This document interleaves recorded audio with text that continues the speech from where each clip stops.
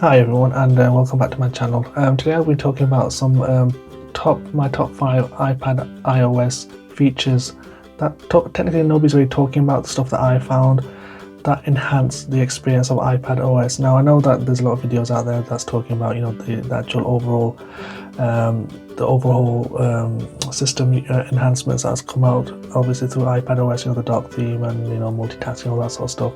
But I just want to talk about 5 little things that I found that I think enhance the actual experience, that I think are quite good, from what I've been using it for myself.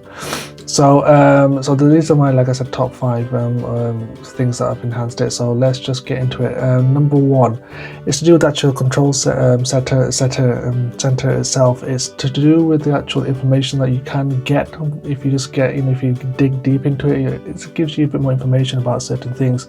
So if we bring up the control center, obviously it's gotten much more better over time itself. Obviously I'm sure that you've been quite impressed with it as well, as much as I have. If you long press obviously any of the options, it brings up all this information, but obviously you can go into a bit more. So if you click on either like Wi-Fi again, like that, double hold it down, it gives you a bit more information about the Wi-Fi that you're connected to and so forth. It might give you obviously other information as the Wi-Fi around your area or any kind of hotspots available, so it gives you a bit more information. Obviously you can go to the Wi-Fi settings itself from there in there as well, so I think that's quite a neat touch as well. It gives you, if you want to quickly connect to another Wi-Fi and for your friend's house or you're somewhere else, you can just do that through that way and connect straight away, obviously put in your password and that'll be it. So that's my number 1 top 5, one of my top 5 ones there.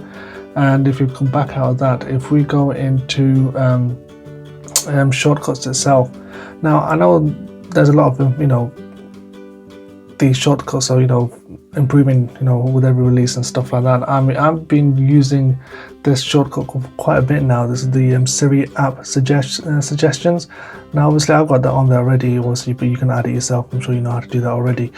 But these little things here, the stuff that you don't have on your dock or on your anywhere on your iPad itself, that you don't use that often, obviously Siri gives you suggestions. Obviously the more you use it, obviously and it comes up on this little handy obviously widget. So I think it's quite nice to have that there actually, and it gives you a bit more visibility of stuff that you're using more often. That's something that you may want to transfer to your dock or onto your main homepage itself. So Siri app suggestions, I like it. It gives you, like I said, an overview of what you're using more often now. That you may not have been using a lot more in the previous suggestion and previously that you haven't. So I thought that's a quite good little enhancement as well. So I'm using that quite often now as well.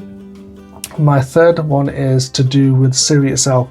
Siri is obviously wasn't the best when it first came up. Obviously enhancement through the iOS update and so forth. It's getting there slowly, and it gives you an option now to open. Say if you say open, you say the word something Siri, you'll open up, and you can open up third-party apps now via the command itself. So if you obviously want to say hey Siri, open LumaFusion, obviously, and there you go, it opens up LumaFusion. So it's quite a good thing to have. So open up third-party apps now, hey Siri. I don't use that often, to be honest, but it's there if you want to use it, and it's pretty handy. But like I said, it opens, it's got support now for third-party apps now, from could do with Spotify or whatever, and something else you can open up now through that way as well. The fourth one is to do with information to do with photos. Now if you're through here, but if you go into options through there, you've got an option here now, when sharing with AirDrop, it includes all photos, data, metadata, where it was taken, description, stuff like that. You can actually send it to the actual receiver. So if you want to send it to somebody that you trust, you can turn that option on, and it will send it off then, and it'll be quite good to for them. Maybe if you want to share it with somebody, information, that'll be quite good to have as well. If we go back into the main page now, the last one that I think is quite good is to do with haptic. Well, not haptic. They've obviously got rid of that through now on this update now. It's obviously when you long press it now, you lose that little feeling, that little touch now, that little kind of feedback now. It's just more of a kind of a small touch. It's kind of an in-between touch now, so you just have to gauge what kind of thing is best for you. But other than that, it's pretty okay. It's not too bad. You do get time to get used to it, and It's pretty decent, but it does take a little time to get used to. I mean, on the iPhone 7, I think you still have the haptic touch feedback, I think.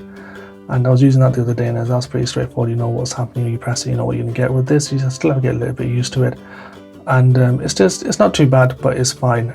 So yeah, that is my top 5 options that I think enhance the iPad iOS 13.1 so far. So I think it's quite good. Again, let me know in the comments any other kind of tips that you have, or kind of tricks that you found out that make enhance it for yourself. Again, if you like this video, leave a thumbs up. Please subscribe to my channel and turn the bell notification on, so whenever I post a new video, you'll be the first to know about it.